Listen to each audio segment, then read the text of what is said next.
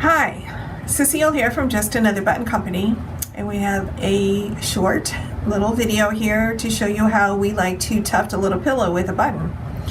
Let me show you what I'm working on right here. I have a very tiny little pillow, and it has been turned and stuffed, and you can find another video on our site where you can see how we did this. We call this the Frankenstitch finish. It leaves kind of a messy. I'm going to use a double strand of thread here and show you how we finish this off. We just sewed around all four sides, slit the back, and turned it through the slit. And then this is where you put in your Frankenstitch finishes, or your Frankenstitches. Right here.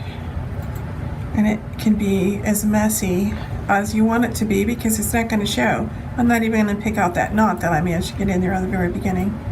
Alright. A few quick little stitches, snip off the extra thread. And then I have a small piece of coordinating fabric, contrast, whatever you like, and I'm going to cut an applique shape. I fused some fusible on the back of this here. We like to use the Fusy Bond Light from So Lazy, and I'm a free motion cutter. It's a bad habit that I have. I don't like to go find the pattern and trace it. This is just for the back, just to cover up my stitches. Okay, so does my heart work? Right like that. You can trace any shape you want. You can cut a circle, you can cut a square. That's just what I want right there. Okay, so I am going to peel the back of the product. Get rid of all the little fuzzy bits. Cover up my Frankenstitches like that.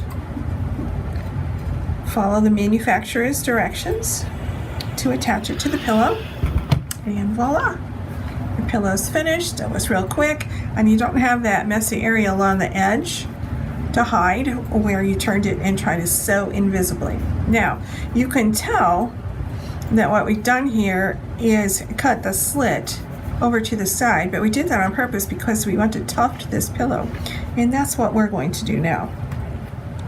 Okay, so I have threaded a needle, double strand of my thread. I'm using these green buttons out of my jar of beautifully hand-dyed buttons from Just Another Button Company. Picked a thread that matched the button. I have a double strand, and I'm going to tie a knot near the end. Okay, and here is how. I'm going to call this the top of my pincushion, and this is the back, obviously, because that's where we covered up the little seam.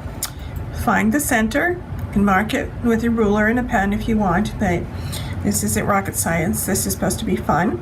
So I took a little stitch, just a few threads right here in the middle with my double strand of thread. Now, where's the knot? The knot is right against the fabric there, but I'm going to back it off just a little bit, and I'm going to run my needle between the threads right there. Can you see how I'm between the threads? And there's the knot. I'm going to go through there and pull up and pull the knot down against the fabric. And then I can cut the tail off, leave about 1/4 inch there, and now it's securely fastened, and it's going to be hidden behind the button. So I'm going to take one more little stitch there because there's a little bit of tension on this thread. See how I made that loop? I'm going through the loop now with my needle.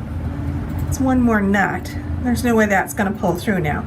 Okay, so to tuft you need to go through from one side to the other.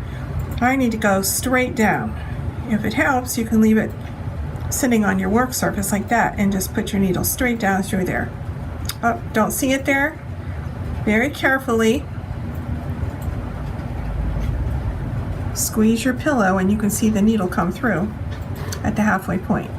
Very carefully for obvious reasons. You don't want to squeeze right on that needle. Okay, So I'm going to pull it through, and I'm making sure that it comes through in the middle of the pincushion.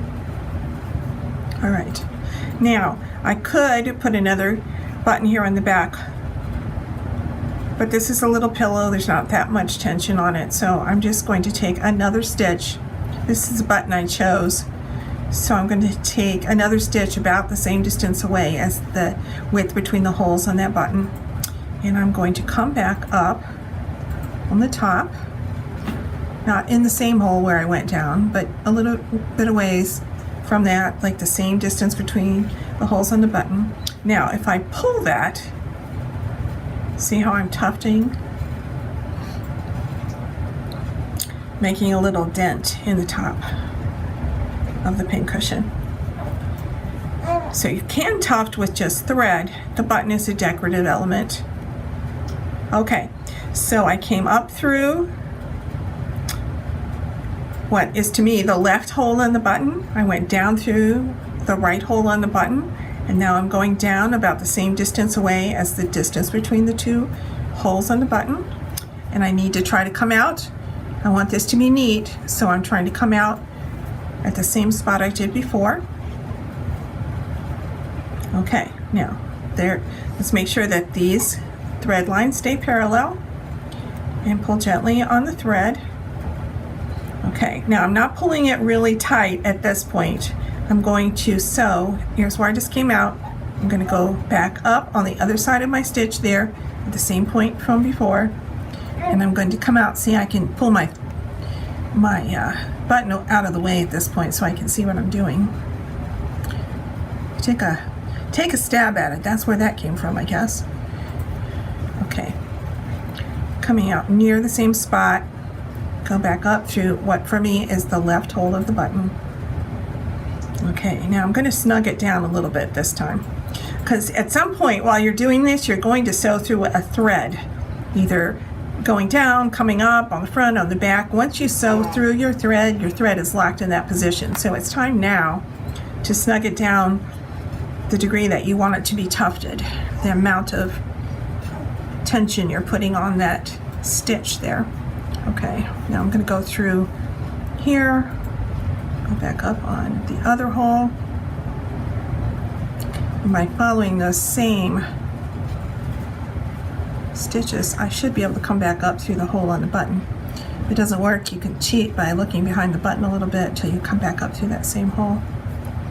Okay, now depending on how thick your cushion is, you can go through it, I don't know, you can stitch through it as many times as you want to, but to me, going through about 4 times is plenty for a little cushion like this. Okay, so I think there's plenty of tension on that. It's just the right degree of tufted. Now, I'm working from the back, coming up to the top. I don't want to come all the way through though, because I want to finish this off now. So I am going to tip the button to the side so I can see underneath, and I'm going to tip my needle. Okay, see how my button is out of the way, my needle's coming up from behind, and then I'm going to wrap the thread around the button a couple of times, and then I'm going to put my needle back under the stitches. I'm going to sew through those stitches that are holding the button to the little pillow. Don't pull it tight. Go through that loop right there. You're creating a knot. Do the same thing again, through the stitches, through the loop, create the knot, and clip off the extra thread just under the edge of the button so you can't see it. And look at that. It's nice and tight on the top. Look how neat that is on the back. All you see is just that one little stitch where you've gone back in and out the same each time. And that's how you tuft a little pincushion, a little pillow, like the little mini pennies that we're doing for our Pin Lovers Club. Thanks for joining us.